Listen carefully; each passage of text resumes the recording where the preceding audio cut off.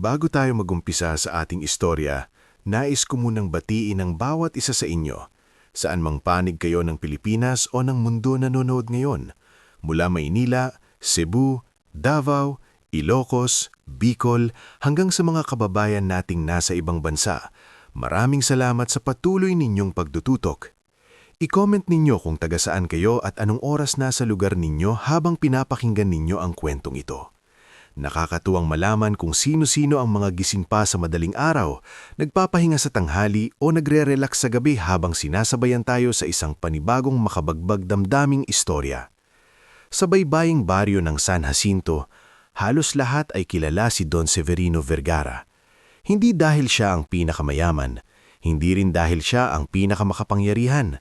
Kilala siya ng mga tao roon dahil sa loob ng maraming taon, si Don Severino ang tipo ng lalaking kahit hirap na, inuuna pa rin ang pamilya bago ang sarili.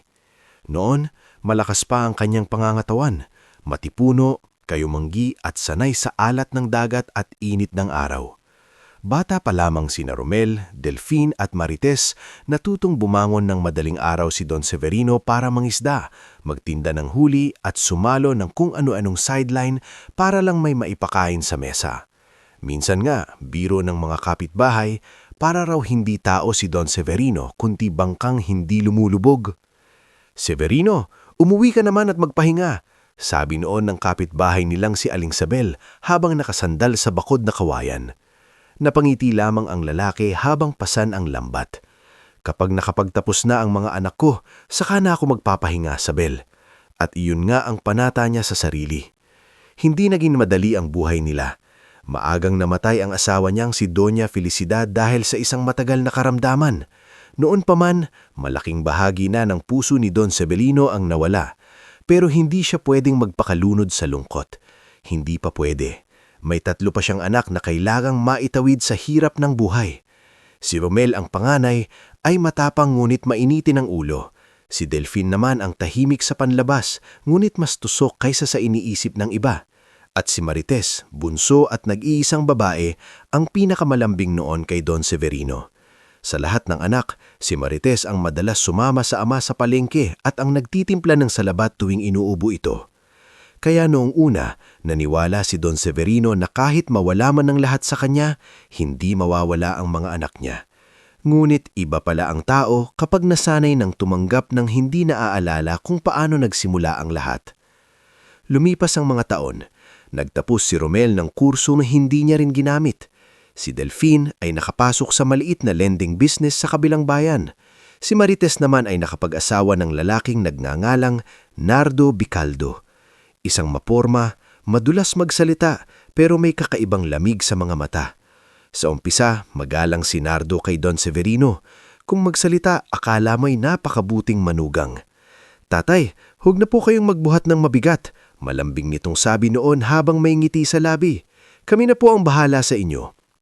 Pero si Aling Sabel, na matagal nang nakakakilala sa mga tao sa baryo, ay hindi kumbinsido. "Mabango ang salita ng lalaking yan," minsang bulong niya kay Don Severino habang naglalakad sila pauwi mula sa tindahan. "Pero ewan ko, parang may tinatagong timpla." Ngumiti lang noon si Don Severino.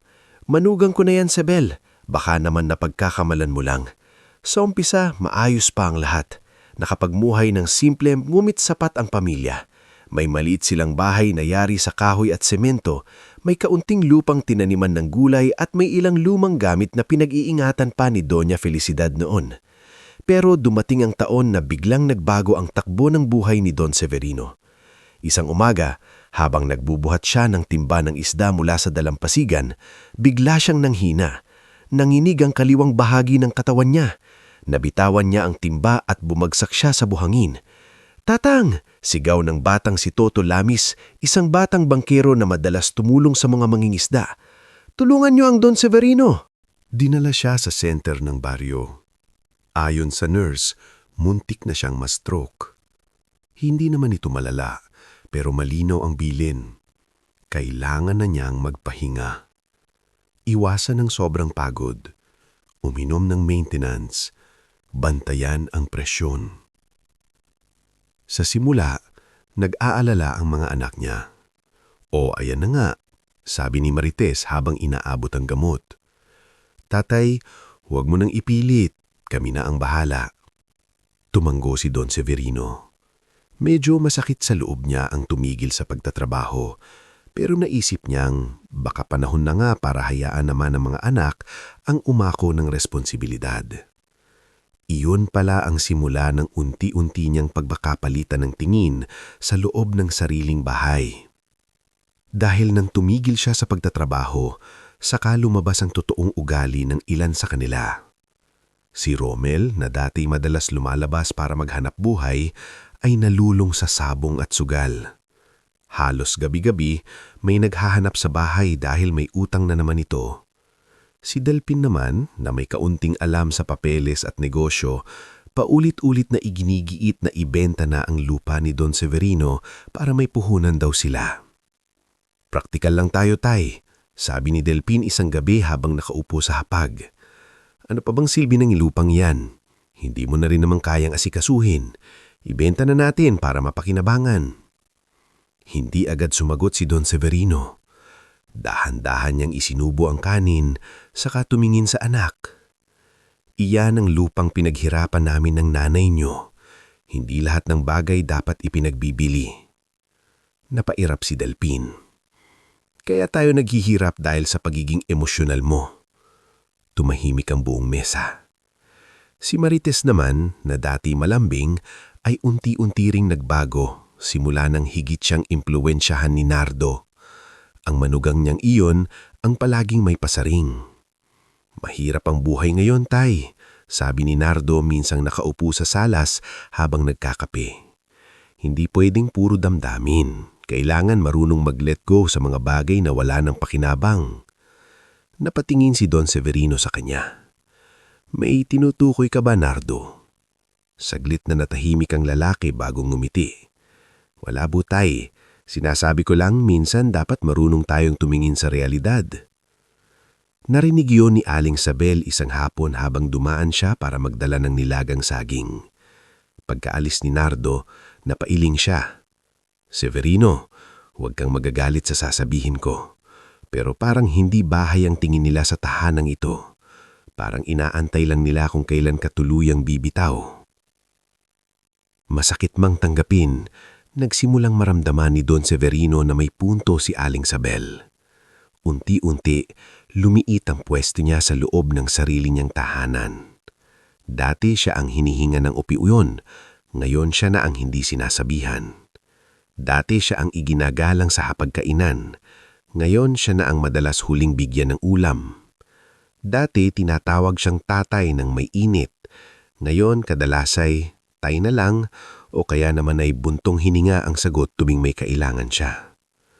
Minsan narinig pa niya ang pag-uusapan ni Romel at Nardo sa likod bahay. Bulong ni Nardo, "Kung ako sa'yo, galawin mo na ang mga lumang gamit sa kwarto ng tatay mo, baka may tinatago pang papeles yan. Wala nang natitira riyan, puro alaala na lang ng nanay namin. Alaala man yan o hindi, baka may halaga. Hindi ka ba nagtataka kung bakit ayaw na ayaw niyang ipagalaw ang lumang baul?" Napahinto si Don Severino sa loob ng bahay nang narinig yon. Ang baul. Ang lumang kahoy na baul na pag-aari ni Doña Felicidad. Ilang taon na yung nasa sulok ng kwarto niya. Ni isang beses, hindi niya pinayagang galawin yon ng kahit sino. Nandoon ang mga lumang damit ng asawa niya, ilang larawan, mga sulat, rosaryo, at kung ano-anong alaala ng panahong buo pa ang kanilang pamilya. Kinagabihan, pumasok sa kwarto si Marites. "Tatay," mahina nitong sabi, "pwede bang tingnan yung baol ni inay?" Nagtaas ng tingin si Don Severino. "Para saan?" "Wala lang, baka may mga papeles lang na dapat nang ayusin." "Hindi ba pwedeng hayaan na lang yon?" Umigting ang panga ni Marites. "Tatay, bakit ba napakahirap mong kausapin? Hindi mo ba naiintindihan na kailangan natin ng pera? Lahat kami nahihirapan." Napatingin si Don Severino sa anak. "At kasalanan ko ba yun?" Napatigil si Marites. Sa unang pagkakataon matapos ang mahabang panahon, tumingin siya ng diretsyo sa ama. At sa mukha ni Don Severino, wala na ang dating maamong pag-unawa. May pagod, may hinanakit, at may sugat na matagal nang pinipigilang dumugo. Ako ang nagtaguyod sa inyo, mariin niyang sabi. Ako ang nagsakripisyo. Ngayong ako naman ang mahina, bakit pakiramdam ko kasalanan ko pang nabubuhay ako? Hindi agad nakasagot si Marites. Lumabas siya ng kwarto na may halong inis at hiya. Makalipas ang 2 araw habang nasa palengke si Don Severino para bumili ng kaunting tuyo at gamot, nadatnan niyang bukas ang baul pag-uwi. Nakatapon sa higaan ang mga lumang gamit ni Doña Felicitas. Gusot ang mga sulat, nasa sahig ang ilang litrato. Nanlamig siya. Sinong gumawa nito? Nanginginig ang boses niyang tanong. Lumabas si Delpin mula sa kusina. Kami, tinignan lang naman. Akala namin may titulo o pera. Mga hayop ba kayo? Sigaw ni Don Severino, bagay na bihira niyang gawin. Alaala ng nanay niyo yan. Lumapit si Romel. Alaala? Alaala ang ipakakain mo sa amin? Romel, sabad ni Marites, pero mahina at alanganin. Hindi na napigilan ni Don Severino ang sarili. Pinulot niya ang mga sulat, pinunasan ang litrato ng asawa, at naupo sa gilid ng kama habang nangingilid ang luha. Doon unang-unang bumaon sa dibdib niya ang pinakamabigat na katotohanan. Hindi na siya ligtas sa sariling bahay. Nang gabing iyon, hindi siya pinatulog ng alaala. Naalala niya si Doña Felicitas, kung paano ito ngumiti habang naglalatag ng banig, kung paano nito pinupunasan ang pawis niya pagkatapos mamilingki, kung paano sila nangangarap noon na balang araw kapag maayos na ang buhay ng mga anak nila, magpapahinga silang dalawa sa tabing dagat at manunood na lang ng paglubog ng araw. Pero wala na si Felicitas at ang mga anak na pinaghirapan nila, tila ibang tao na. Kinabukasan, dumaan si Toto Lamis para maghatid ng isda bigay ng tiyuhin niya. Tatang, ayos ka lang po? Tanong ng bata. Pinilit ngumiti ni Don Severino. Ayos lang ako, Toto. Parang hindi po. Napabuntong hininga ang matanda. Minsan anak, mas masakit pala ang sugat na hindi nakikita. Hindi gaanong naintindihan ng bata pero tumabi siya at inilapag ang supot ng isda.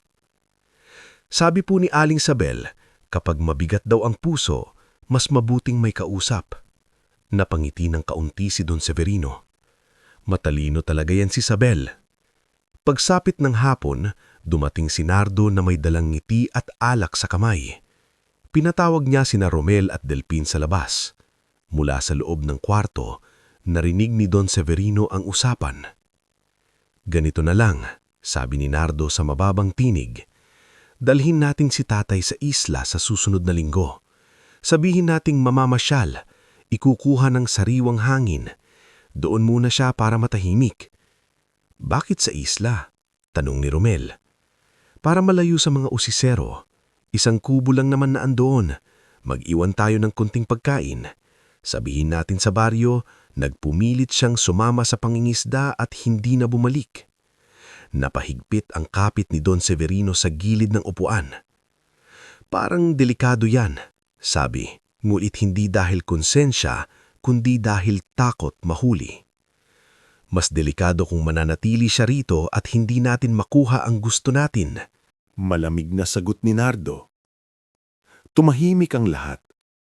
At sa sandaling iyon, bagamat hindi pa lubos na makapaniwala ang matanda sa narinig, nagsimulang gumuho ang huling pader ng pag-asang itinatayo niya para sa sariling mga anak. Sa labas ng bahay, payapang humahampas ang alon sa dalampasigan. Abala ang baryo sa karaniwang takbo ng buhay. May mga batang naglalaro, may mga tinderang nagsisigawan sa presyo ng isda, may mga lalaking nagkukumpuni ng bangka. Pero sa loob ng lumang bahay ni Don Severino Vergara, tahimik nang isinisilang ang pinakamalaking pagtataksil na mararanasan niya bilang ama. At hindi pa niya alam, ang planong iyon ang magdadala sa kanya sa isang lugar na hindi lang susubok sa kanyang buhay, kundi magbubukas din sa lihim na kayamanang babago sa lahat. Bago tayo mag-umpisa sa susunod na bahagi ng ating istorya, nais ko munang muling pasalamatan ang bawat isa sa inyo sa patuloy na pakikinig. Nakakatuwang isipin na sa bawat sulok ng Pilipinas at maging sa ibang bansa, may mga pusong sabay-sabay na dumadama sa bawat tagpo ng kwentong ito. Kaya i-comment ninyo kung taga saan kayo at anong oras ninyo ito pinapanood. Mas masarap magkwento kapag alam mong may mga taong tunay na nakikinig, lalo na sa ganitong istoryang unti-unting bumibigat pero unti-unti ring magbubukas ng pag-asa. Noong gabing marinig ni Don Severino ang balak ni Nardo, Romel at Delfin, hindi siya nakatulog. Nakahiga siya sa lumang papag sa tabi ng bintana. Hawak-hawak ang isa sa mga litrato ni Doña Felicidad. Maliit na litrato lamang yon. Kupas na ang mga gilid, ngunit malinaw pa rin ang ngiti ng kanyang asawa. Dati-rate, kapag may pinagdaraanan siyang mabigat, sapat nang tignan niya ang mukha nito para gumaan kahit paano ang dibdib niya. Pero nang gabing iyon, kahit ang alaala ni Felicidad ay hindi sapat para takpan ang sakit na unti-unting dumurog sa kanya. Hindi siya makapaniwala. Sariling niyang mga anak, mga batang minsan niyang pinayungan sa ulan, binuhat kapag nilalagnat, ipinangtaya ang kabataan niya para makakain ng 3 beses sa isang araw. At ngayon, sila mismo ang nagbabalak na itapon siya. Minsan, pinipilit niyang kumbinsihin ng sarili niya na baka mali lang ang narinig niya. Baka napag-usapan lang yun sa init ng ulo. Baka may kahit kaunting hiya pa sa puso ang mga anak niya. Ngulit ng bukang liwayay, narinig niyang kumakatok si Nardo sa pinto ng silid niya. "Tay," malambing nitong sabi, "maghanda na po kayo sa Sabado. Maganda raw ang panahon. Sabi ni Romel, dalhin ka raw namin sa isla para makalanghap ka naman ng sariwang hangin. Baka makatulong sa katawan mo." Hindi agad sumagot si Don Severino.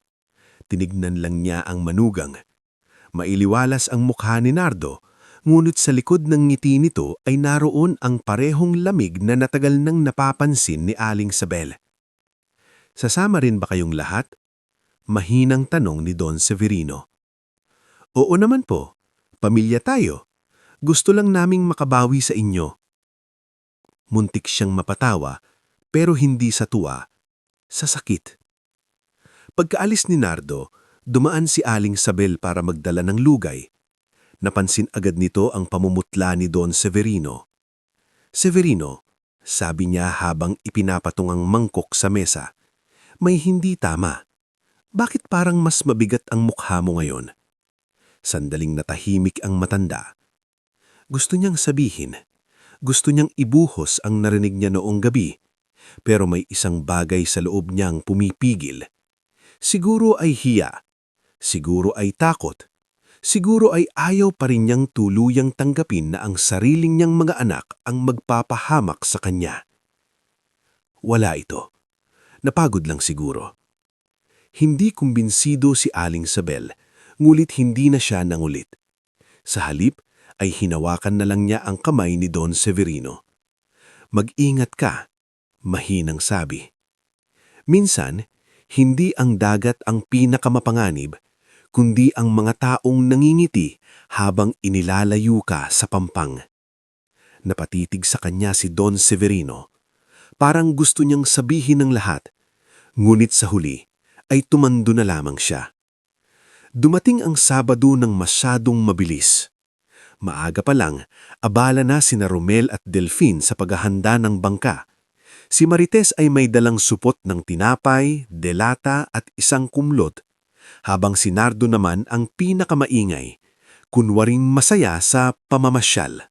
Bilisan na natin, Tay, sabi nito. Habang maaga, mas kalmado ang dagat. Sa isang sulok, nakatayo si Totong Lamis at nagmamasid. May kakaiba sa kutob ng bata. Hindi niya maipaliwanag, pero hindi niya gusto ang paraan ng paglalakad ni Nardo at Romel. Parang may tinatagong pagmamadali. Tang! Lapit ni Totong kay Don Severino bago ito tuluyang sumakay. Babalik po kayo mamaya? Tinapik ng matanda ang balikat ng bata. Siguro. Bakit? Nagkibit balikat si Totong. Wala po. Ingat lang po. Ngunit narinig iyon ni Nardo. Mabilis itong lumapit at pinandilata ng bata. Oy, Toto, huwag ka ngang usisero.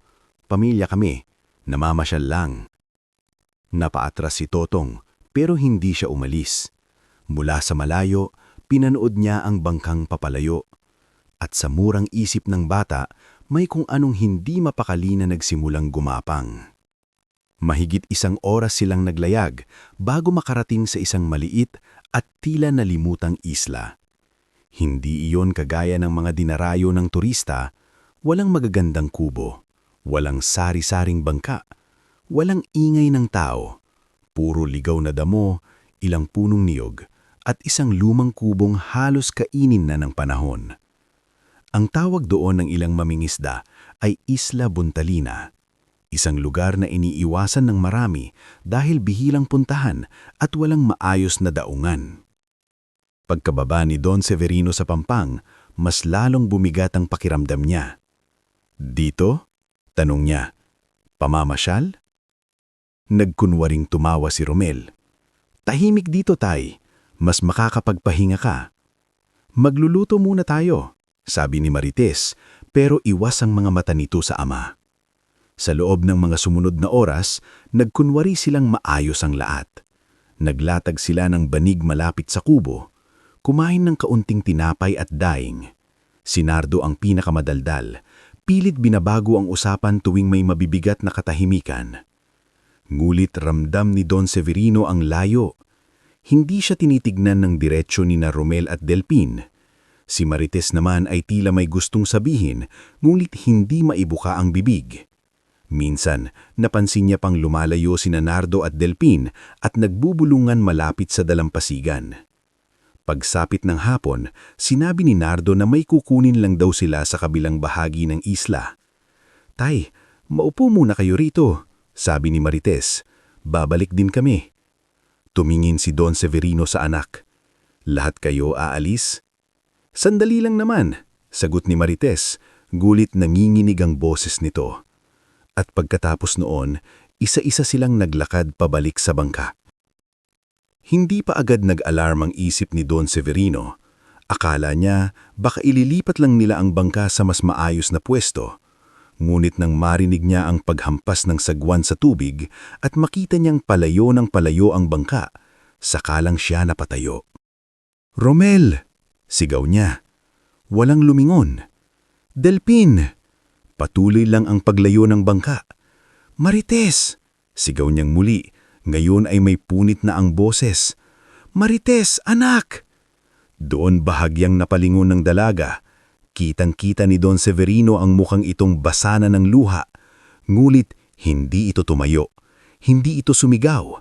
Hindi ito bumalik. At pagkatapos ng ilang segundo, tuluyan na siyang tinalikuran ng sariling anak. Napahandusay si Don Severino sa buhangin. Sa unang pagkakataon sa mahabang buhay niya, hindi niya alam ang gagawin. Mas masakit pa sa gutom, sa hirap, o sa sakit ng katawan, ang katotohanang iniwan siya roon ng sariling dugo, parang isa na lang lumang gamit na wala ng silbi. Lumipas ang ilang oras na halos tulala lang siya sa dalampasigan. Hindi niya namamalayang papalubog na ang araw hanggang sa maramdaman niyang unti-unting lumalamig ang hangin. Doon niya pinilitang kumilos. Kahit mahina ang katawan, kailangan niyang hanapang masisilungan bago pa tuluyang magdilim. Dahan-dahan siyang naglakad patungo sa lumang kubo. Halos bumagsak na iyon sa katandaan. May mga bahagi ng bubong na butas at ang mga dingbing na kawayan ay tuyot na at lupaypay. Ngunit iyon na lang ang taning pag-asang mayroon siya. Sa loob, may lumang bangkong kawayan, isang sirang banig at mga bakas ng alikabok na tila matagal nang walang nakatira. Umupo siya sa isang sulok at yinakap ang sarili. Felicitas, bulbul niya sa dilim. Hindi ko akalaing aabot sa ganito. Kinagabihan, umulan. Pumatak ang tubig mula sa bubong at nabasa ang kalahati ng loob ng kubo. Nagsumikap si Don Severino na ilipat ang sarili sa tuyong parte, ngunit bawat kilos niya ay may kasamang kirot sa braso at binti.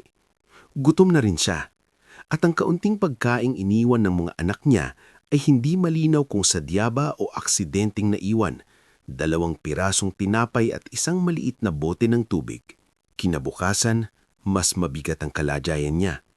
Sinubukan niyang sumigaw kapag may naririnig siyang tunog ng makina sa malayo, ngulit walang bangkang lumapit. Naglakad siya sa paligid ng isla at nakakita ng ilang niyog na nahulog sa lupa. Sa hirap ng katawan, nagawa niyang mabasag ang isa gamit ang matigas na bato at inom ang tubig nito. Hindi iyon sapat, pero kahit paano'y nabawasan ang panunuyo ng lalamunan niya. Lumipas ang isa pang araw. At isa pa. Ang oras sa isla ay tila mas mabagal kesa sa totoong mundo. Sa umaga, pinapakinggan niya ang hampas ng alon. Sa tanghali, pinapaso siya ng araw habang naghahanap ng makakain. Sa gabi, naninginig siya sa lamig habang pinapakinggan ang hangin na sumisipol sa sirang kubo.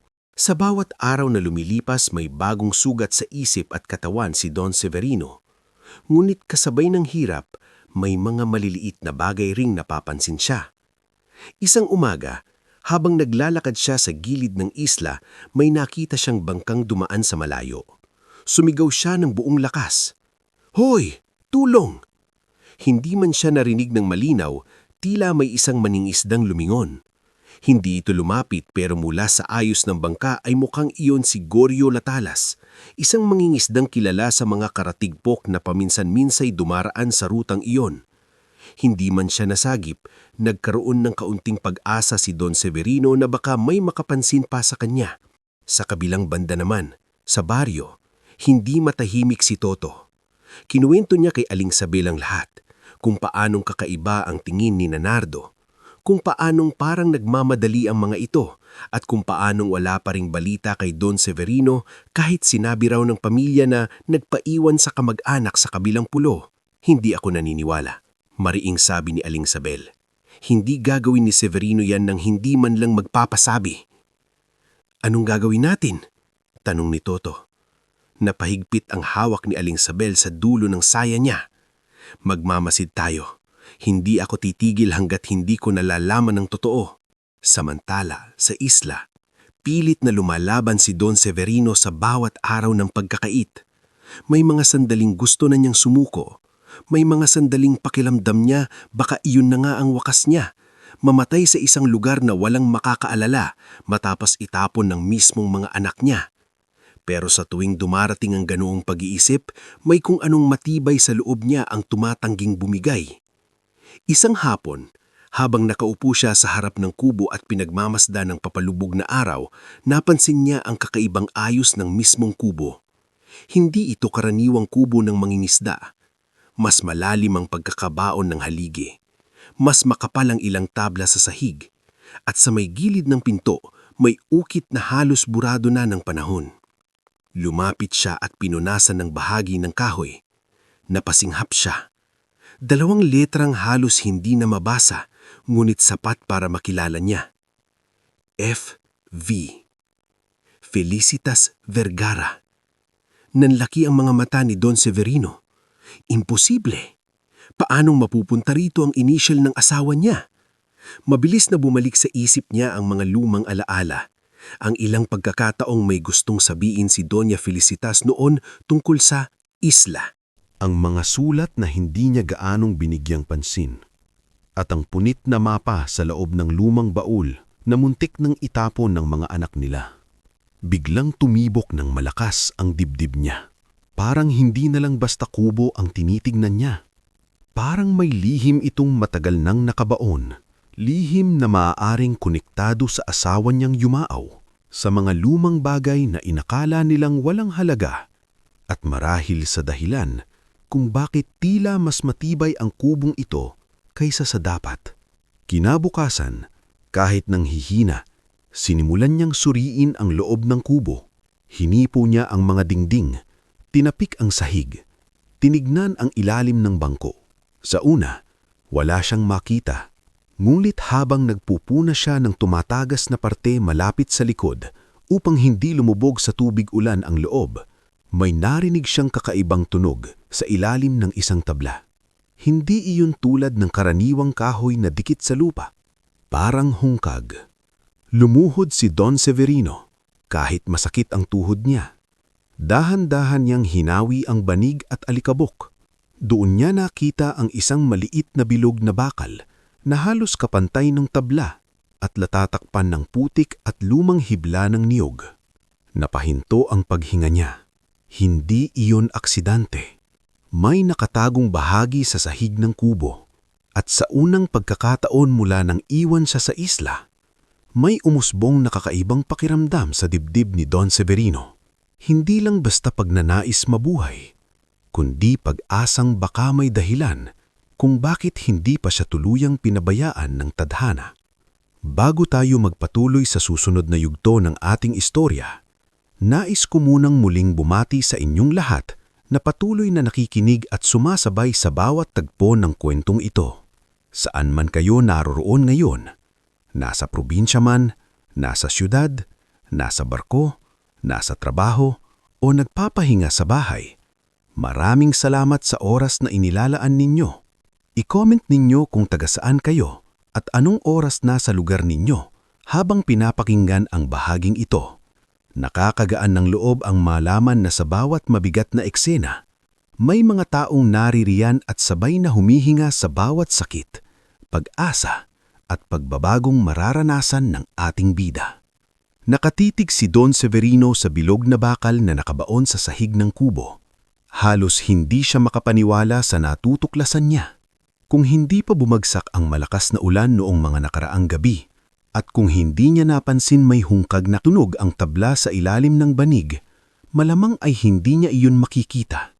Nanginginig ang kanyang mga daliri habang hinahawi ang putik at alikabok sa paligid ng bakal na singsing. Hindi siya agad kumilos. Sa mahabang sandali, nakaluhod lang siya roon, humihingal, pinipilit pakalmahin ang malakas na tibok ng dibdib. Bahagyang nangangalay na ang likod niya at sumasakit ang kaliwang braso niya dahil sa dati niyang karamdaman. Ngunit mas malakas pa kaysa sa sakit ng katawan ang biglang pag-usbong ng kuryosidad sa loob niya. "Felicitas," pabulong niyang sabi, habang nakatingin sa sahig. "Ano bang itinago mo rito?" Ang pangalan pa lang ang nagbibigay sa kanya ng lakas. Ang pangalang iyon pa lang ang nagbibigay sa kanya ng lakas. Hindi niya malimutan ang inisyal na nakita niya sa gilid ng kubo. FV. Hindi maaaring nagkataon lang yon. At kung may kaugnayan nga ang lugar na ito sa kanyang yumaong asawa, malinaw na mas malalim ang kasaysayan ng isla kaysa sa inaakala niya. Dahan-dahan niyang hinila ang bakal na singsing. Noong una, ayaw kumilos ng tabla. Kinailangan niyang itukod ang isa niyang paa sa matibay na bahagi ng sahig para makabuelo. Napasinghap siya sa kirot ng katawan, ngunit muli niyang hinila ang bakal. Maya-maya, umingit ang kahoy.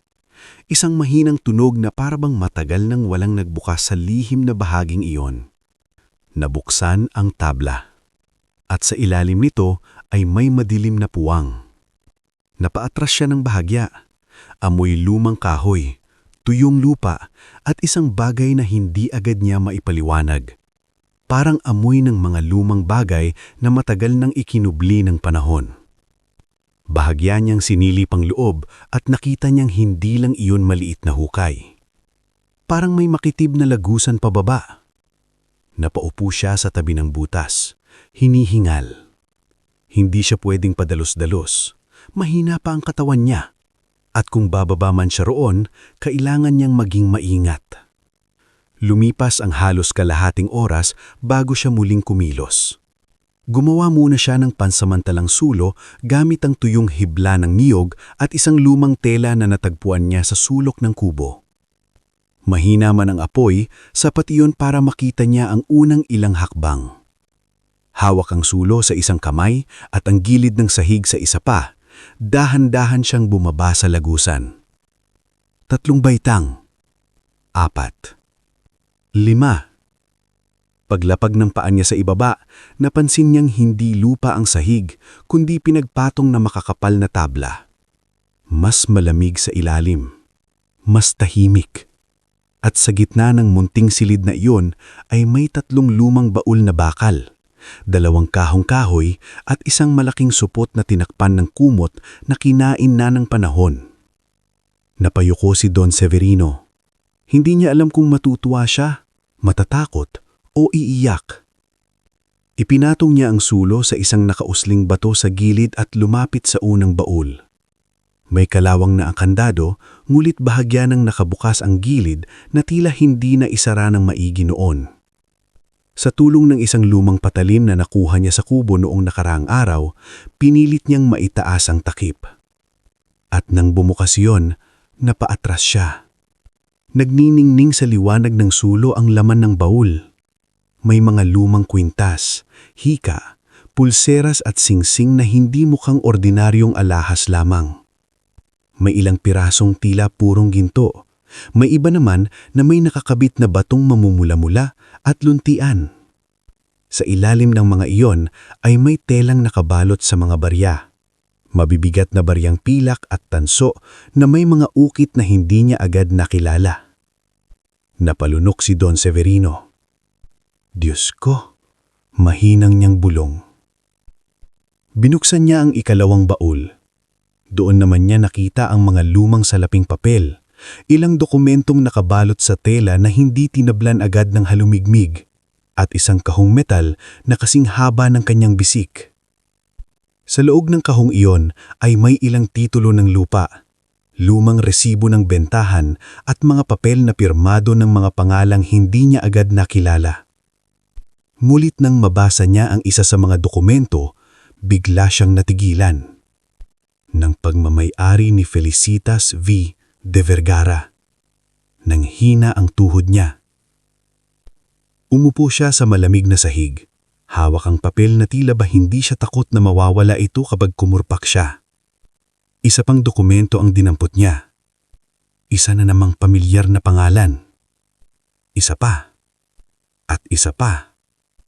Ang iba ay tungkol sa maliit na lupain sa baybayin. Ang iba naman ay ukol sa bahagi ng palaisdaan sa kabilang pulo. May isang kasulatan pa tungkol sa lumang bahay kalakal na matagal nang isinara. Lahat nakapangalan, direkta man o sa lumang porma, sa pamilya ng kanyang asawa. Felicitas. Naninginig ang boses niyang sabi. Bakit hindi mo ito sinabi sa akin?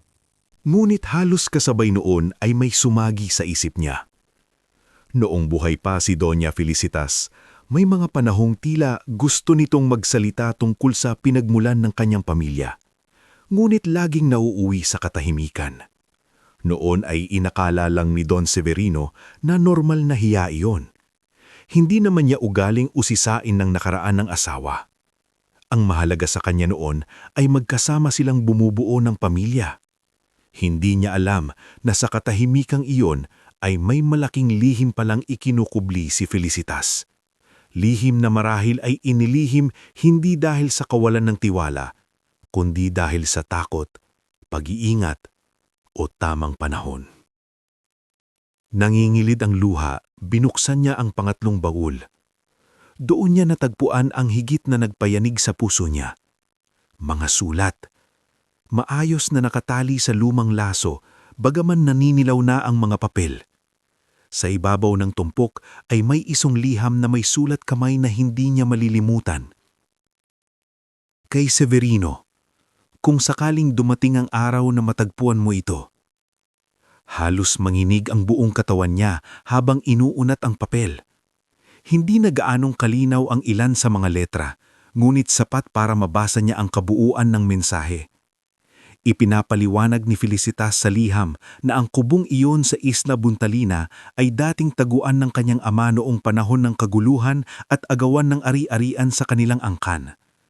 Maraming taong nagtangka noon na kunin ang natitira sa kanilang pamilya, kaya inilihim ng ama nito ang ilang kayamanan at dokumento sa lugar na iyon.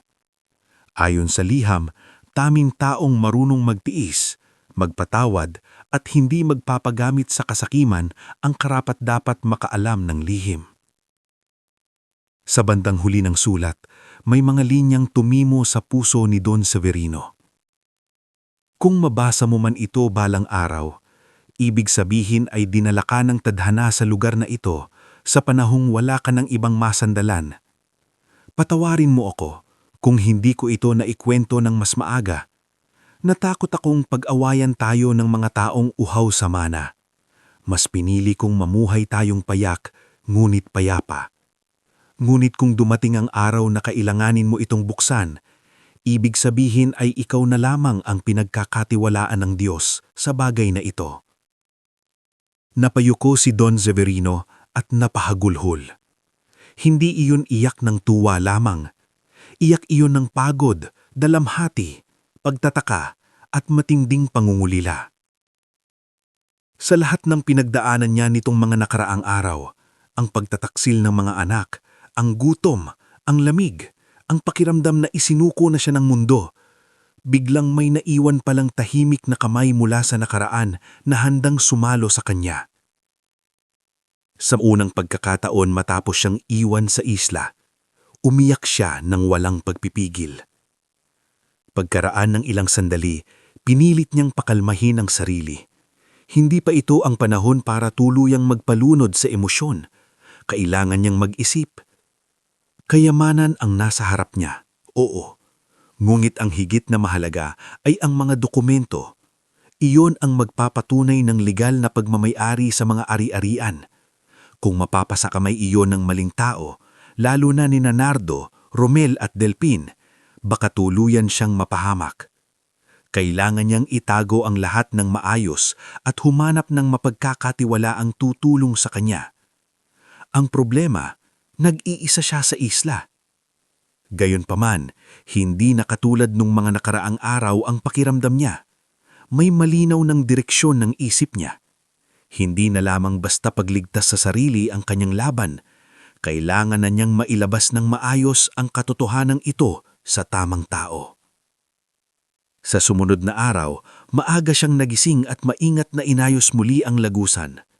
Ang ilang alhas at dokumentong pinakamahalaga ay ibinalot sa tuyong tela at itinago sa mas mataas na bahagi ng kubo. Hindi niya maaaring buhatin agad ang lahat, mahina pa siya. At kung sakaling may ibang taong mapadpad doon, hindi niya nais na makita agad ang buong lihim. Bandang tanghali, habang nasa dalampasin siya at nagmamasid sa dagat, muli niyang natanaw ang isang bangka sa di kalayuan. "Hoy!" sigaw niya ng buong lakas. "Tulong!" Sa pagkakataong iyon, tila mas malinaw siyang natanaw ng sakay sa bangka. Lumiko ng kaunti ang sasakyan sa tubig at maya-maya unti-unti itong lumapit.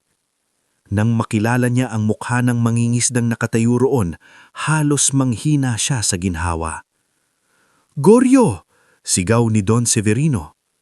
"Don Severino ba talaga yan?" Gulat na sigaw naman ng lalaki mula sa bangka. "Kayo ba talaga yan?"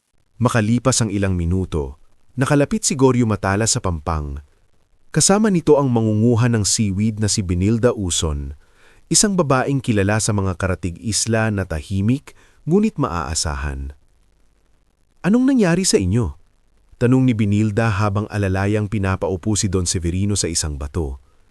"Akala namin walang tao rito." Sandaling natahimik ang matanda. Hindi niya agad sinabi ang buong katotohanan.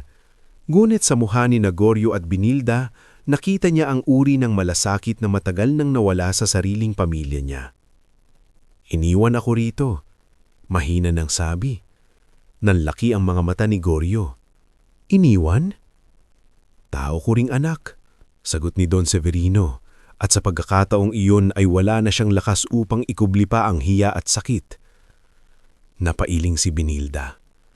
Napakalupit naman noon.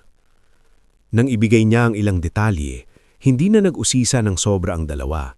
Sa halip, ang una nilang inasikaso ay ang kalagayan niya. Pinainom siya ni Benilda ng malinis na tubig.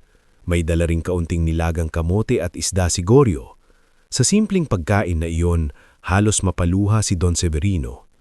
Ilang araw siyang nabuhay sa tira-tira at bunga ng niyog, kaya ang mainit na pagkain ay tila grasya na bumaba mula sa langit. "Hindi muna namin kayo pwedeng basta isakay agad," sabi ni Goryo habang tinitingnan ang kalagayan ng matanda. "Mahina kayo, pero babalik kami bukas. May kakilala akong pwedeng pagkatiwalaan." May abogado akong kilala noon, si Attorney Isandro Valleña, kaibigan ng pamilya ni Felicidad. Napakunot noo si Goryo. "Ang nasa bayan?" Tumanggo si Don Severino. "Kung buhay pa at kung mahanap mo siya, siya ang kailangan kong makausap." Bumuntong hininga si Benilda. "Babalikan namin kayo. Hindi namin kayo iiwan dito na parang wala lang." Nagtama ang kanilang mga mata at sa simpleng pangakong iyon ay may init na muling bumalik sa dibdib ni Don Severino. Sa wakas, hindi na siya lubos na nag-iisa. Kinabukasan, bumalik nga sina Goryo at Benilda at kasama nila ang municipal nurse na si Mireya Solon, isang tahimik ngulit matapang na babae na agad inasikaso ang lagay ni Don Severino. Sinuri nito ang presyon niya, pinainom ng gamot, at pinagalitan pa si Goryo ng bahagya dahil hindi raw ito agad nagsumbong sa otoridad. Gulit nang marinig ni Mireya ang kwento, napalitan ng awa at pagkabigla ang inis sa mukha nito. "Hindi ito pwedeng palampasin, pero kailangan nating maging maingat." Makaraan ng isa pang araw, dumating rin sa isla si Attorney Isandro Valleña. Matanda na rin ang abogado, ngulit matalim pa rin ang tingin at matatag ang tindig. Nang makita niya si Don Severino, agad siyang napahinto. "Severino," bulong niya. "Akala ko'y matagal nang nawala ang linya ng mga dokumentong iyon." Hindi na kailangan ni Don Severino na ipaliwanag ang lahat sa umpisa. Dinala niya si Attorney Isandro sa kubo, ipinakita ang lagusan, isa-isang inakyat ang mga dokumento, sulat at ilang piraso ng alhas. Habang sinusuri ng abogado ang mga papel, lalong nagiging seryoso ang ekspresyon nito. "Totoo ito," mariin itong sabi sa huli. "Hindi lamang basta lumang yaman ito. Legal ang mga dokumentong ito. May bisa pa ang ilan, lalo na kung maipaproseso agad." "Severino, hindi ka pulubi. Hindi ka basta abandonadong matanda. Ikaw ang lehitimong may hawak ng mga natitira sa angkan ni Felicidad." Parang tumigil ang mundo sa sandaling iyon. Tahimik si Don Severino, hindi dahil hindi siya masaya, kundi dahil sa unang pagkakataon matapos siyang itapon ng sariling mga anak na parang wala ng halaga, may taong muling tumingin sa kanya hindi bilang pabigat, kundi bilang isang taong may karapapan, dangnal at kinabukasan. At mula sa sandaling iyon, nagsimulang magbago ang takbo ng kanyang buhay. Hindi pa man ganap na ilalabas sa mundo ang buong katotohanan, malinaw na ang unang hakbang. Hindi na siya basta matandang naghihintay mamatay sa isang isla. Hindi na siya biktimang iniwan para kalimutan. Si Don Severino Vergara ay unti-unti nang bumabangon. At kasama ng pagbangon na iyon ay isang lihim na kayamanang hindi na lamang tungkol sa ginto, alhas at mga titulo, kundi tungkol sa pagbawi niya sa sarili niyang dangnal, pangalan at lugar sa mundong minsang nagturing sa kanya na wala ng silbi. Bago tayo magpatuloy sa susunod na bahagi ng ating istorya, gusto ko munang batiin ang lahat na patuloy na nakikinig at sumasabay sa bawat sakit, galit at pag-asa ng kwentong ito. Saan man kayo ngayon naroroon, nasa bahay, biyahe, trabaho o nagpapahinga sa gabi, maraming salamat sa inyong oras. I-comment ninyo kung saan kayo taga at anong oras na sa lugar ninyo habang pinapakinggan ninyo ang bahaging ito. Habang lumalalim ang istorya ni Don Severino, mas lalo nating makikita na hindi sapat ang kayamanan para ibalik ang nasirang tiwala, pero minsan, sapat ito para mailantad ang tunay na kulay ng mga taong noon pa man ay nagkukubli na sa likod ng pagiging pamilya. Hindi agad umalis si Don Severino sa Isla Buntalina matapos makita at mapatunayan ni Attorney Isandro Valleña ang mga dokumentong naiwan ni Doña Felicidad. Sa halip, pinili nilang munang maging maingat. Severino. Seryosong sabi ni Attorney Isandro habang maingat na ibinabalik sa telang pambalot ang mga dokumento. Kung ibabalita agad natin ito sa lahat, baka hindi lang mga anak mo ang gumalaw. Baka pati mga dati pang nakakaalam sa pinagmumulang ari-arian ng pamilya ni Felicitas ay sumulpot din. Tahimik na nakaupo si Don Severino sa may bangko ng kubo. Malinis na ang sugat sa siku niya. Medyo bumalik na rin ang kulay ng mukha niya dahil sa ilang araw na maayos siyang napakarin at nainom ni Nurse Mireya Solon. Ngunit kahit gumagaan ng kaunti ang katawan niya, nananatiling mabigat ang dibdib niya tuwing naaalala niya kung paano siyang iniwan ni Romel, Delpin, Marites at Nardo. Ano ang dapat kong gawin? Tanong niya. Sumagot si Mireya na noon ay nag-aayos ng maliit na supot ng gamot sa mesa. Unahin ninyong gumaling. Huwag ninyong pababayaan ang katawan ninyo. Hindi ninyo maipaglalaban ang karapatan ninyo kung bibigay kayo. Si Goryo Matalas, nakasalukuyang nagkukumpuni ng isang sirang bahagi ng kubo kasama si Benilda Uson, ay sumingit sa usapan. At kami na muna ang bahala sa paglabas-masok dito. Hanggat wala pang malinaw na hakbang, mas mabuting tahimik muna. Sa mga sumunod na linggo, iyon ang ginawa nila. Naging pansamantalang munang tahimik ang isla, ngunit hindi na ito ang dating tahimik na lugar ng pagdurusa para kay Don Severino. Unti-unti itong naging lugar ng pagbangon. Sa tulong ni Goryo at Benilda na regular na nagdadala ng pagkain at gamit at ni Mireya na patuloy na nagbumonitor sa kanyang kalagayan, nagsimulang lumakas muli ang matanda. Hindi na ganun kabigat ang paglalakad niya. Nakakakain na siya ng maayos, nakakatulog na rin ng hindi ginugulantang ng gutom at lamig. Sa tulong naman ni Attorney Isandro, isa-isang inasikaso ang mga legal na proseso. May ilang dokumentong kailangan pang i-verify sa munisipyo at sa rehistro ng lupa. May ilang titulo na luma na ang porma, ngunit malinaw pa rin ang chain of ownership. May ilan ding ari-ari ang napabayaan sa loob ng mahabang panahon, ngunit nanatiling may legal na bigat dahil walang ibang nakapag-claim. Habang lumalalim ang pagsusuri ng abogado, mas lalo niyang nakumpirma na hindi simpleng kwentong bayan lamang ang iniwang lihim ni Doña Felicitas. Kung tutusin, sabi ni Attorney Isandro isang hapon habang kausap si Don Severino sa ilalim ng niyog, ang pinakamahalaga rito ay hindi lang alahas. Ang pinakamabigat ay itong mga dokumento sa baybayin, palaisdaan at bahagi ng lumang bahay kalakal. Kapag naayos lahat ito, hindi ka naaasa sa kahit sino. Napabuntong hininga si Don Severino. Hindi ko na rin naman gustong umasa. Ang gusto ko na lang, matahimik. Ngunit hindi pa ibinibigay ng tadhana ang katahimikang iyon. Sa baryo ng San Jacinto, nagsimula ng kumalat ang mga usapan. Una, may nakakitang si Goryo raw ay paulit-ulit na pumupunta sa Isla Buntalina. Pangalawa, napansin ng ilang tao na si Attorney Isandro Valleña na matagal nang bihirang magpakita sa mga ganitong usapin ay biglang naging abala. Pangatlo, may napabalitang buhay si Don Severino. Sa umpisa, itinanggi ni Romel at Delpin ang lahat. Chismis lang yan. Mabilis na sagot ni Romel sa inuman isang gabi nang may magtanong kung totoo raw bang nakita si Don Severino sa isla. Kung buhay yon, matagal na sanang umuwi. Ngunit si Toto Lamis na matagal nang may kutob ay patuloy na nagmamasid. Isang umaga, nadatnan niya si Goryo sa pantalan na may kausap na hindi pamilyar na lalaki, si SPO2 Jeren Mapa, isang pulis na kilala sa pagiging tahimik ngulit hindi palampas sa mga dudududang pangyayari. Hindi man narinig ng buo ni Toto ang usapan, sapat ang isang linyang nasagap niya para tumalo ng kaba sa dibdib niya. Hindi pwedeng ilabas agad, baka maunahan tayo ng mga taong nagtapon sa kanya. Nang narinig niya iyon, wala na siyang duda. Mabilis siyang tumakbo papunta sa bahay ni Aling Sabel. "Sabel! Sabel!" Hingal niyang sigaw.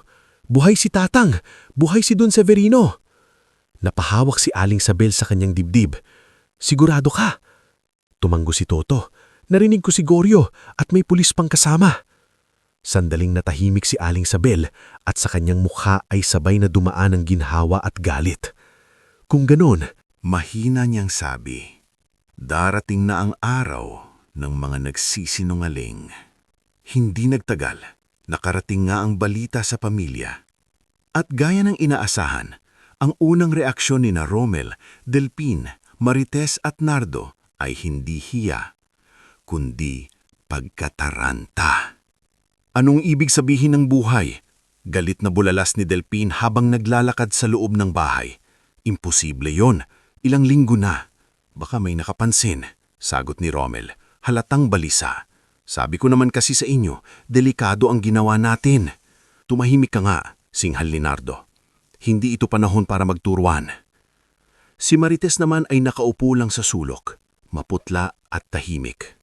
Simula nang maiwan nila ang ama sa isla, halos hindi na siya mapakali. Hindi siya makatulog ng maayos. Sa tuwing naaalala niya ang huling tingin sa kanya ni Don Severino habang papalayong sumasagwa ng bangka, para siyang hinihiwa mula sa loob. Nardo, mahina niyang sabi. Paano kung magsalita siya? Tinignan siya ng asawa na para bang nabwisit sa takot nito. At ano ang sasabihin niya? Na nagkamali tayo? Na iniwan nating siya? Kahit magsalita siya, may masasabi rin tayo. Hindi yun pagkakamali. Halos pabulong ngulit nanginginig na sagot ni Marites. Kasalanan yun.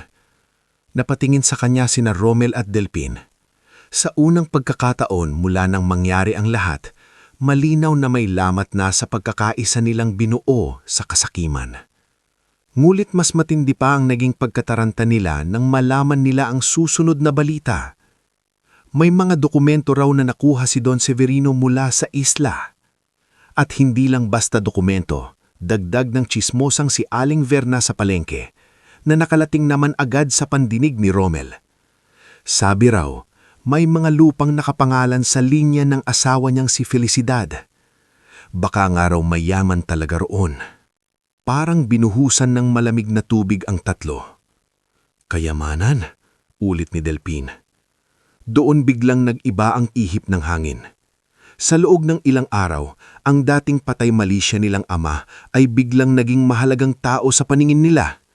Ang dating pabigat ay naging susi sa mga pangarap nilang yumaman. Ang dating iniwan nila sa isla ay biglang gusto nilang tawaging tatay muli. Nagpasya silang magtungo sa Isla Buntalina. Ngulit pagdating nila roon, hindi na nila nadatnan ang dating marupok at nag-iisang matanda na iniwan nila. Sa labas ng kubo, nakatayo si Pabling Dimala, isang matipunong caretaker na kinuha ni Gorio para tumulong sa paglilinis at pag-aayos ng lugar. Sa gilid naman ay may bangka ni Benilda at sa may tabi ng puno ay nakapark ang motorsiklo ni SPO2 Jeren Mapa. Nang bumaba sa bangka sina Romel, Delpin, Marites at Nardo, agad silang sinalubong ng malamig na tingin ng pulis. Ano ang pakay niyo rito? Tanong ni Jeren. Nagpilit ngumiti si Nardo. Siyempre, bibisitahin namin si tatay. Nag-aalala kami sa kanya. Halos mapangisi si Pabling sa narinig. Ngayon lang kayo nag-alala. Malamig nitong sabi. Walang nakasagot agad. Makalipas ang ilang segundo, lumabas si Don Severino mula sa kubo. Tahimik. Tuwid ang tayo. May tungkod pa rin siyang hawak at halatang hindi pa lubusang bumabalik ang dating lakas ng katawan niya. Ngulit wala na ang dating anyo ng isang iniwang matanda na naghihintay mamatay. Malinis ang suot niya, maayos ang buhok, at higit sa lahat, matatag ang tingin niya. Napayuko si Marites. Si Romel at Delpin naman ay tila hindi malaman kung paano sisimulan ang pagsasalita. Si Nardo ang unang kumilos. Tay, sigaw nito na parang sabik na sabik. Salamat sa Diyos at buhay kayo. Halos mabayo kami ng pag-aalala. Tahimik lang si Don Severino. At sa katahimikang iyon, mas lalong naging katawa-tawa ang pagpapanggap ni Nardo. Lumapit ng kaunti si Romel. Tay, pasensya na kung nagkaroon ng hindi pagkakaintindihan. Hindi pagkakaintindihan? Ulit ni Don Severino, at ang tinig niya ay mahina ngulit malinaw. Yun ang tawag mo sa pag-iiwan niyo sa akin dito para mamatay? parang bumigat ang hangin sa paligid. Si Marites ay tuluyan ng napaiyak. Tatay, ngulit tinaas niya ang hamay ni Don Severino. Hindi para sampalin, hindi para manakot, kundi para pigilan ang anumang susunod na dramatikong linya mula sa kanila. Bago kayo magsalita, sabi niya, gusto kong malaman nyo na tapos na ang panahong tahimik lang akong tatanggap ng lahat. Hindi ako bulag, hindi ako tanga, at hindi rin ako patay. Walang makatingin ng diretso sa kanya maliban kay Nardo. Dahil kahit sa puntong iyon, may kapal pa rin ng muka ang lalaki. Tay, sabi nito, aminado kaming nagkamali kami, pero pamilya pa rin tayo. Kung may problema man, pwede naman nating ayusin ng taimik, hindi naman kailangang ipaalam pa sa iba. Doon bahagyang tumawa si Attorney Isandro, na nooy kalalabas lang mula sa likod ng kubo kasama si Mireya. Hindi kailangang ipaalam, ulit ng abogado. Sa tingin mo, Nardo Bicaldo, simpleng tampuhan lang ito. May ebidensya ng abandonment, may mga testigo, at may mga kasunod pang bagay na lalabas kapag ipinagpatuloy ninyo ang pagpapanggap. Namutla si Nardo. Lalo silang nayanig nang lumapit si Toto mula sa likod ni Aling Sabel, na dumating din pala kasama ng mga ito. Hindi inasahan ng magkakapatid na naroon ng 2 taong unang nagduda sa pagkawala ni Don Severino. Ako ang nakakita sa inyo nung araw na dinala niyo si Tatang, sabi ni Toto kahit nanginginig. At si Aling Sabel po ang nakarinig ng plano ninyo dati. Nanikip ang dibdib ni Marites. Hindi, mahinang sabi niya. Hindi ito dapat umabot sa ganito. Biglang sumingit si Delphine, halatang nawawala na ang kontrol sa sarili. Kung hindi ka ba naman kasing nagsalita, Nardo? Kung hindi mo pinilit? Ako? Sigaw ni Nardo.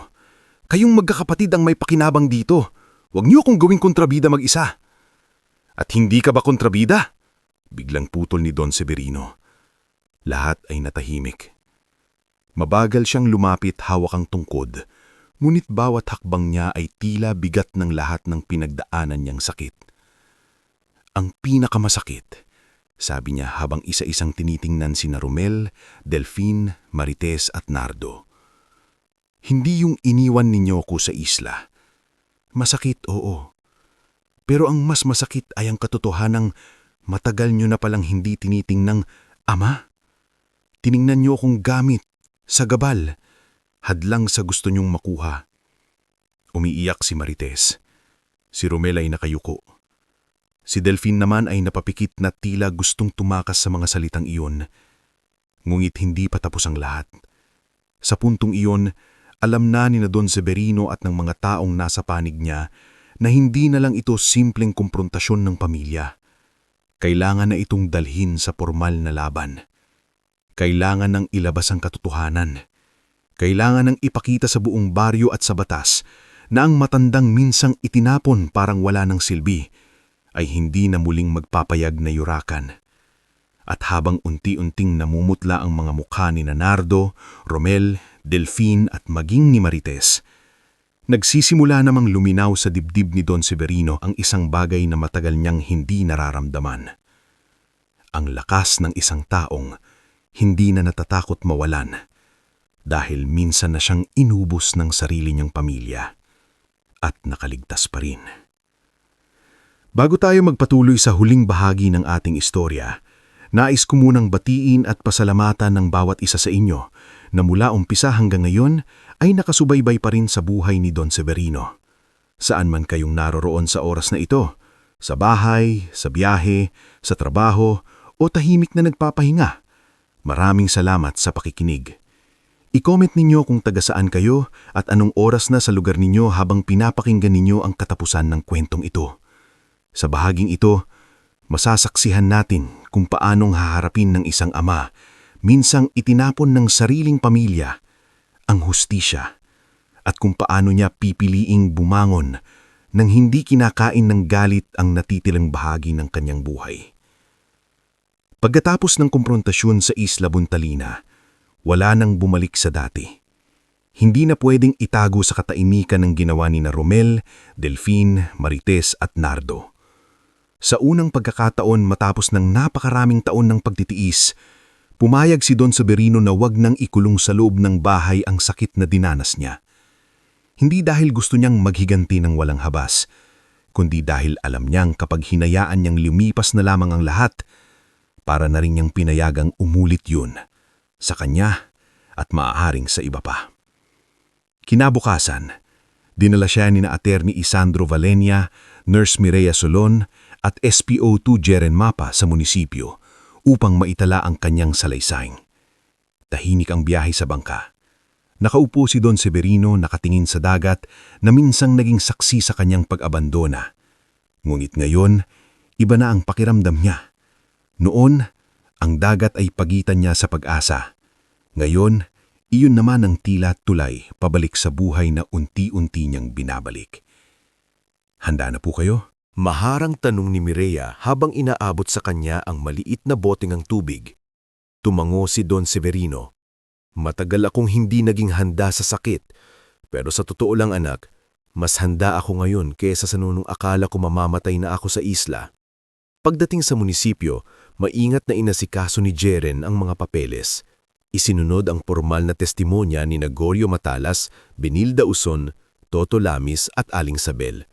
Isa-isa nilang isinalaysay ang mga nakita, narinig at napansin bago at pagkatapos mawala si Don Severino. Ako po ang nakakita sa pag-alis nila nung araw na dinala nila si Tatang. Naminginig ngunit malinaw na sabi ni Toto. At wala po akong nakita na bumalik sila para sunduin siya. Matagal ko nang nararamdaman na may masama silang balak, dagdag ni Aling Sabel. Narinig ko mismo ang ilang usapan nila tungkol sa baul at tungkol sa kung paano raw pabigat na si Severino. Hindi man perpekto o buong-buo ang bawat piraso ng ebidensya, sapat ang kabuuan ng mga ito para maipakita ang malinaw na larawan ng abandonment at sadyang pagpapabaya. Higit pang bumigat ang kaso nang ilahad ni Attorney Isandro ang timeline ng pagkawala ni Don Severino at kung paanong pinaniwala ng pamilya ang mga tao sa baryo na kusa raw itong nawala o baka sumama sa ibang kamag-anak. Samantala, sa kabilang panig, mabilis ding gumalaw si Nardo. Dahil pakiramdam niya'y nauunahan na siya ng sitwasyon, lumapit siya sa isang negosyanteng kilala sa kanilang lugar, si Val Braganza, isang lalaking may koneksyon sa mga fixer ng papeles, mapanlinlang sa kontrata at mahilig sumalo ng mga lupang may gusot ang pagmamay-ari. Matagal ng pangarap ni Nardo na yumaman ng mabilis at ngayong alam niyang may kayamanang hawak si Don Severino mula sa angkan ni Felicitas, mas lalo siyang naging desperado. Kung mapapapirma natin ang matanda, sabi ni Nardo kay Val sa isang pribadong kubo sa tabing ilog. Kahit special power of attorney lang, tayo na ang bahala sa iba. Ang mahalaga, makontrol muna ang mga lupa at papeles. Suminsim ng alak si Val at ngumisi. At paano mo papapapirmahin? Ayon sa narinig ko, hindi nabubuot ang matanda ngayon. Marami na ring nakapaligid sa kanya. May mga paraan, malamig na sagot ni Nardo. Lalo na kapag pamilya ang ginagamit.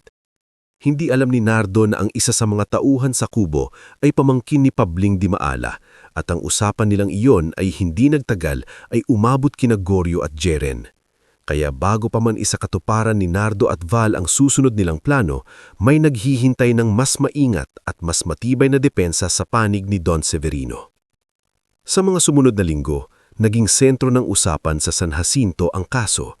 May mga taong naawa kay Don Severino, may mga taong nagsabing hindi sila makapaniwalang magagawa iyon ng sariling mga anak at mayroon ding iilang nagsasabing baka pamilya lang na nagkaproblema iyon at dapat ay ayusin na lang ng tahimik. Ngunit sa bawat araw na lumilipas, mas lumalabas na ang totoo. Hindi simpleng tampuhan ang nangyari. Isang matandang ama ang sadyang iniwan sa malayong isla ng halos walang laban at pagkatapos ay pinagtakpan iyon ng sariling dugo. Isang umaga, pinatawag ni Attorney Isandro sina Romel, Delfin, Marites at Nardo sa isang formal na pag-uusap sa presinto bago tuluyang ituloy ang mas mabigat na legal na hakbang. Naandoon din si Don Severino, tahimik na nakaupo sa dulo ng mesa. Ang unang bumigay si Romel. Hindi ko gustong mangyari yun ng ganon. Oo, sumama ako. Oo, hindi ko kayo binalikan. Pero si Nardo ang nag-udyok. Sinungaling ka, putol ni Nardo. Nung una palang pera na ang isip mo. At ikaw naman, singhal ni Delfin. Ikaw ang unang nagsabi na wala ng pakinabang si tatay. Umiiyak na si Marites sa tabi. Tama na, tama na.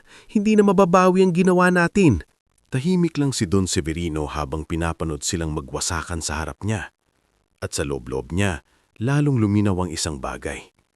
Kaya pala madali siyang may isang tabi ng mga ito noon ay dahil matagal nang nabulok ang pundasyon ng samahan nila. Hindi lang dahil sa kahirapan, hindi lang dahil sa pangangailangan, kundi dahil unti-unti nilang piniling patayin ang konsensya kapalit ng sariling kapakinabangan.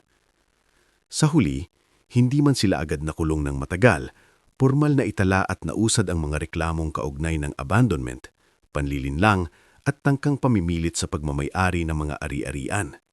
Si Nardo at Bal Braganza ang higit na naipit dahil sa mga usapang nakuha laban sa kanila at sa tangka nilang gamitin ang sitwasyon para maagaw ang mga dokumento.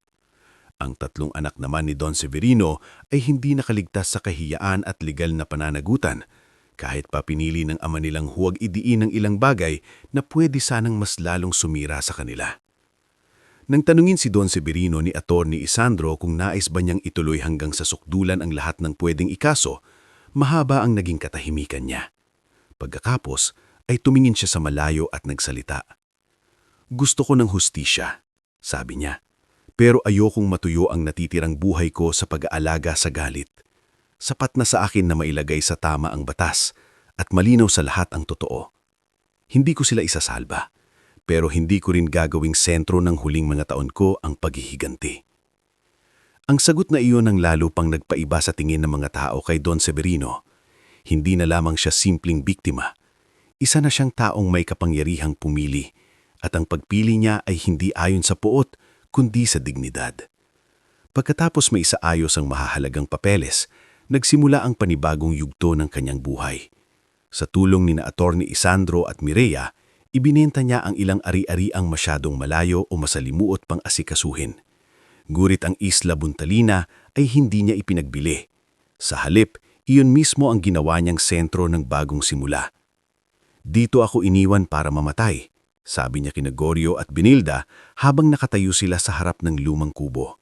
Pero kung papayag ako, dito rin ako mabubuhay ng buo. At iyon nga ang nangyari. Unti-unti nilang inayos ang isla. Ang dating kubong wasak-wasak ay pinalitan ng mas matibay na estruktura, ngunit pinanatili ang lumang hugis at bahagi ng orihinal na kahoy bilang alaala sa pinagmulan nito. Sa harap nito ay nagpagawa si Don Severino ng mahabang beranda kung saan pwedeng maupo ang mga bisita at mangingisdang dumaraan. Sa likod naman ay nagpatayo siya ng maliit na gusali na nagsilbing klinika at health outpost na pinangasiwaan ni Mireya sa tulong ng ilang volunteer mula sa bayan. Hindi nagtagal, nadagdagan pa ang mga proyekto. Sa bahagi ng baybayin, nagtayo siya ng livelihood center para sa mga pamilyang mangingisda at sa mga biyudang gustong matutong magproseso ng daing, tinapa at seaweed products. Si Benilda ang namahala sa pagsasanay sa mga kababaihan, habang si Gorio naman ang tumulong sa pagbuo ng maliit na kooperatiba para sa mga bangkero at palaisdaan workers. Sa mas mataas na bahagi ng isla, naglaan siya ng maliit na lote para sa training site ng kabataang mangingisda, kung saan maaaring matuto ang mga anak ng mahihirap na pamilya ng wastong pag-alalaga sa dagat, palaisdaan at bangka. Hindi ko nadala ang kayamanang ito para lang matulog sa aparador, sabi ni Don Severino sa isang pagpupulong sa barangay. Kung tuoranga biyaya ito, dapat may mabago ito sa buhay ng iba. Lalong tumibay ang respeto ng mga tao sa kanya. Maging ang apo niyang si Lumi na matagal ng tahimik at laging naiipit sa pagitan ng magulang at ng lolo ay dahan-dahang napalapit muli sa kanya. Isang araw, palihim na nagtungo ang dalagita sa isla at nadatanang si Don Severino na nakaupo sa beranda. "Lolo," mahinang tawag nito. Napalingon si Don Severino at sa makita ang apo ay unti-unting lumambot ang mukha niya. "Lumi," humagulgol ang dalagita. "Pasensya na po, wala po akong nagawa. Naririnig ko po sila dati pero natatakot ako." Dahan-dahang tumayo si Don Severino at yinakap ang apo. "Hindi mo kasalanan, anak. Bata ka pa noon." Mula noon, sinimulan niyang suportahan ang pag-aaral ni Lumi. Inilayo niya ito sa legal at maingat na paraan sa impluensyang masyadong nakakasira mula sa loob ng bahay ni Marites at Nardo. Tinulungan siyang makapasok sa mas maayos na paaralan sa bayan at nang makita niyang masipag at mabuting bata ang apo, naglaan pa siya ng pondo para sa magiging kolehiyo nito balang araw. Hindi lang si Lumi ang natulungan niya. Si Toto Lamis, ang batang unang nakaramdam na may mali sa pagkawala niya, ay isa rin sa mga inalagaan niya. Pinag-aral niya ito at binigyan ng suporta hanggang sa makakuha ng scholarship sa kursong may kinalaman sa marine engineering at coastal systems. "Tatang," sabi ni Toto isang gabi habang magkatabi silang nakaupo sa pantala ng isla. "Hindi ko po akalaing darating ako rito." Napangiti si Don Severino. "Ako nga rin, anak. Minsan yung mga taong hindi natin kadugo, sila pa ang unang may tunay na malasakit." At totoo yun. Sa paglipas ng mga taon, ang dating isla ng pag-abandona ay naging lugar ng paghilom. Tinawag ito ng mga tao na Felicitas Haven. Ipinangalan ni Don Severino sa asawa niyang noon pa man ay tila naghahanda na ng tahimik na pagligtas para sa kanya. Sa gitna ng lumalaking pagbabago sa isla, unti-unti ring natuto si Don Severino na mabuhay ng hindi laging nakatingin sa sugat. Hindi niya tuluyang ibinalik sa dating pwesto ang mga anak niyang nagtaksil sa kanya. Si Romel ay tuluyang naubos sa mga pagkakautang at napilitang mamuhay ng mas mababa kaysa sa dati niyang yabang. Si Delpin ay nawalan ng kredibilidad sa mga transaksyon na dati niyang pilit inaasikaso. Si Nardo ay lalong nilayuan ng mga tao dahil sa kaso at kahihiyang bumalot sa pangalan niya. Si Marites naman, bagamat hindi man tuluyang nawala ang pagsisisi, ay kinailangang mabuhay sa bigat ng alaala na isa siya sa tumalikod sa sariling ama. Minsan, makalipas ang ilang taon, nagkita-kita silang muli sa isang pampublikong programa sa barangay kung saan pinararangalan si Don Severino bilang pangunahing nagpasimula ng mga proyektong pangkabuhayan sa kanilang lugar. Tahimik na lumapit si Marites pagkatapos ng seremonya.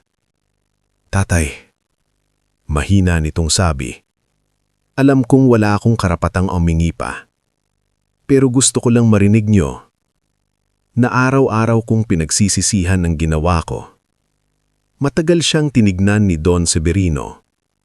Wala nang dating apoy ng galit sa kanyang mga mata. Ngunit wala na rin ang dating bulag na lambing ng isang amang kayang patawarin agad ang lahat. "Pinapatawad kita, Marites," sabi niya sa wakas. "Hindi para burahin ang nangyari, kundi para hindi ko nadalhin hanggang hukayang bigat nito. Pero may mga bagay na kapag nasira, hindi na naibabalik sa dati." Napayuko si Marites at tahimik na tumanggo. Iyon na ang pinakamalapit sa kapayapaang kaya niyang ibigay. At sapat na iyon. Sa huling mga taon ng kanyang buhay, hindi na muling nabuhay si Don Severino bilang lalaking laging naghihintay ng pagmamahal mula sa mga taong nanakit sa kanya. Sa halip, pinili niyang yakapin ang mga taong napatunayang naroroon noong siya ay pinakamahina. Sina Aling Sabel, Mireya, Gorio, Benilda, Pabling, Toto, at si Lumi.